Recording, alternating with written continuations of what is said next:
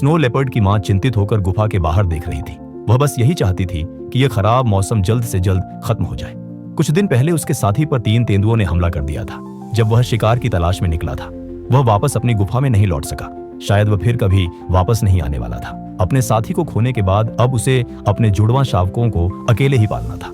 शावकों के लिए पर्याप्त दूध पैदा करने के लिए उसे जल्द से जल्द बाहर निकलकर भोजन तलाशना जरूरी था। लेकिन इतनी ठंड में वह अपने बच्चों को गुफा के अंदर अकेला भी नहीं छोड़ सकती थी। इसलिए वह अपनी लंबी पूंछ को दोनों शावकों के शरीर पर लपेटकर उन्हें गर्म रखने की कोशिश करती रही, जैसे उन्हें एक नरम कंबल में ढक दिया हो। आखिरकार बारिश और बर्फबारी रुक गई और आसमान साफ होने लगा। स्नो लेपर्ड की माँ सावधानी से बाहर झांकी। थोड़ी दूरी पर उसे हरे रंग के सांपों का एक झुंड दिखाई दिया, लेकिन इस समय सांप उसका निशाना नहीं थे। वह पहले यह सुनिश्चित करना चाहती थी कि आसपास कोई दूसरा शिकारी तो मौजूद नहीं है जो उसकी गतिविधियों पर नजर रख रहा हो। जब उसने देखा कि सांप चट्टानों के बीच सुरक्षित तरीके से आगे बढ़ रहे हैं, तो उसने शिकार की तलाश में निकलने का फैसला किया। वह जानती थी कि गुफा से बाहर जाना जोखिम भरा है, लेकिन अपने बच्चों के लिए भोजन जुटाना भी जरूरी था। माँ के गुफा से निकलते ही एक मैगपाई गुफा के बाहर आकर बैठ गया। इसे देखकर दोनों शावक डर गए और गुफा के एक कोने में सिमट कर बैठ गए। हालांकि अभी उनके दांत भी पूरी तरह नहीं निकले थे, लेकिन उन्होंने अपनी माँ की तरह गुर्राना जरूर सीख लिया था। उनकी आवाज सुनकर मैगपाई को आखिरकार वहां से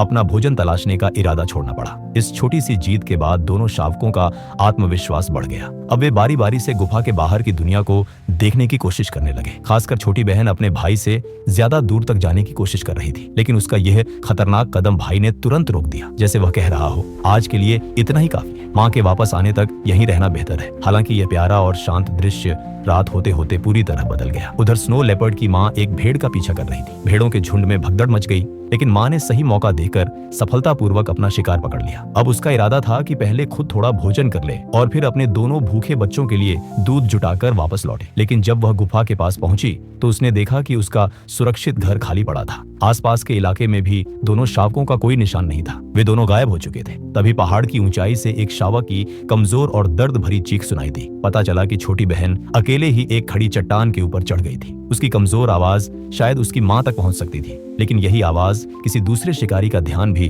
उसकी ओर खींच सकती थी। शावक ने चट्टान से नीचे उतरने की कोशिश की, लेकिन यह बेहद खतरनाक था। चट्टान बहुत ऊंची और ढलान बेहद खड़ी थी। वह डर के मारे कांपती रही और लगातार दर्द भरी आवाजें निकालती रही। वह छोटी स्नो लेपर्ड बेहद असहाय और डरी हुई थी, लेकिन उसकी माँ अभी तक वहां नहीं पहुंची थी। और तभी अचानक मौसम ने फिर करवट ले ली। तेज हवाएं चलने लगीं, बर्फबारी शुरू हो गई और तापमान तेजी से गिरने लगा। अकेली फंसी इस छोटी स्नो लेपर्ड के लिए यह उसकी जिंदगी की अब तक की सबसे बड़ी चुनौती थी। अब सवाल सिर्फ इतना था, क्या उसकी माँ समय रहते उसे ढूंढ पाएगी या यह बर्फीला तूफान उसके लिए एक और बड़ी मुसीबत बन जाएगा।